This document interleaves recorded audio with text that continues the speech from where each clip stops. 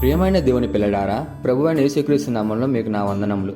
ఈరోజు మనకి దేవుడు ఇవ్వబోతున్న వాగ్దానము, మనం కష్టాల్లో ఉన్నప్పుడు ఎలా ఉన్నామో, ఆశీర్వాదం పొందిన తర్వాత ఎలా ఉన్నాము అని. మనము దేవుని దగ్గరికి ఎక్కువగా ఎప్పుడు వెళ్తామంటే కష్టాలు ఉన్నప్పుడే. మనం ఏడుస్తాం, ప్రార్థన చేస్తాం, ఉపవాసం ఉంటాం. కానీ ఆశీర్వాదం వచ్చిన తర్వాత ఎలా ఉంటున్నామని మనల్ని మనం గమనించుకోవాలి.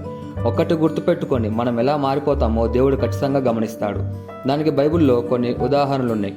మొదటిగా 10 మంది కుష్ఠరోగులు పాలెం వెలుప నుండి ప్రభువా అని కేకలు వేశారు.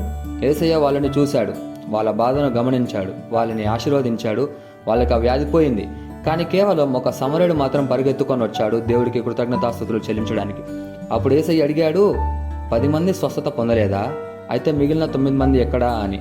ఈ వాక్యం మనకి లూకాసు వార్త 17వ అధ్యాయంలో మనకి కనిపిస్తుంది. ఈ సంఘటన మనకి ఏం చెప్తుందంటే, మనం కూడా దేవుని దయ వల్ల కష్టాల నుండి బయటపడతాం, కానీ ఆయనని మర్చిపోతామా? రెండోది, 38 ఏళ్ళగా బాధపడుతున్న వ్యక్తి.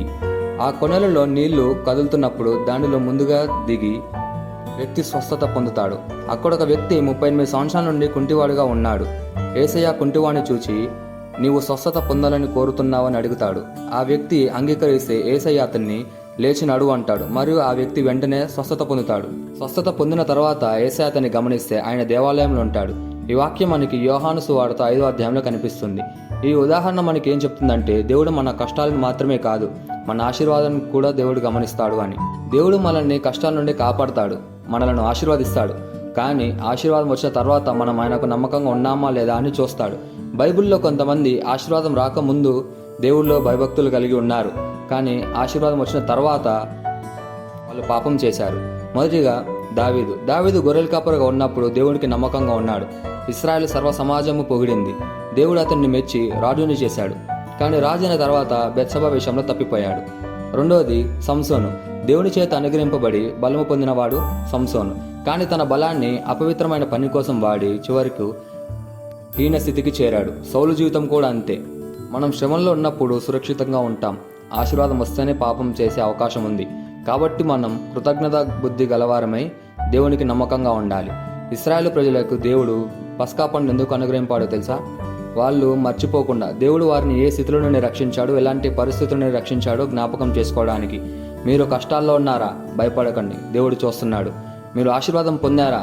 మర్చిపోకండి, దేవుడు మరి మిక్కిలిగా మిమ్మల్ని చూస్తుంటాడు. ఆయన మన జీవితాన్ని మొత్తాన్ని గమనిస్తున్నాడు. కాబట్టి మనం ఆయనకు నమ్మకంగా ఉండాలి, కష్టంలోనే కాదు, ఆశీర్వాదంలో కూడా. ఈ వాగ్దానం మన హృదయంలో ఉండేలాగా మనం ప్రార్థిద్దాం. మమ్మల్ని మిక్కిలిగా ప్రేమించిన ప్రియా పరలోకపు తండ్రి, ఈ రోజు నీ వాగ్దానాన్ని మేము గ్రహించాము. మేము కష్టాల్లో ఉన్నప్పుడు నీవు మా పక్కన ఉంటావు. మాకు ఆశీర్వాదాలు ఇచ్చిన తర్వాత కూడా మేము నీకు నమ్మకంగా ఉండాలని మాకు గుర్తు చేశావు. దయచేసి మమ్మల్ని ఎప్పుడూ నీ దారిలో ఉంచుము. మా హృదయంలో కృతజ్ఞత బుద్ధి పుట్టించుము. నీ పరలోక రాజ్యంలో మాకు స్థానం కలిగించుము. ప్రభువైన యేసుక్రీస్తు నామములో అతి వినంగా బతిమాలు పెట్టుకుంటున్నాము తండ్రి, ఆమేన్. ఈ వాగ్దానాన్ని మన హృదయంలో భద్రపరచుకొని మనం భయం కలిగి జీవించే జీవితాన్ని మనకి దేవుడు అనుగ్రహింపునుగాక, ఆమేన్.